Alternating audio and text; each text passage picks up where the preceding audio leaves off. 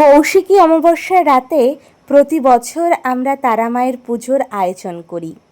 অনেক ঝড়ঝাপটা কাটিয়ে একরকম জেদ করেই আমার মায়ের পুজোর এই আয়োজন। সকলে মিলে ভক্তি ভরে আমরা মায়ের পুজো করে থাকি এবং সত্যি কথা বলতে মায়ের কাছে যা কিছু মনস্কামনা করেছি মা সেটাই পূর্ণ করেছেন। মা সত্যিই জাগ্রত। नमस्ते नमो काली काली महाकाली कालिके महापौर्णी धर्मत्तो देवी नारायणी नमस्ते गौतंजलि गंधपुष्पा पतंजलि नमो ओघी शारदोपाय चरणे नमो नमः।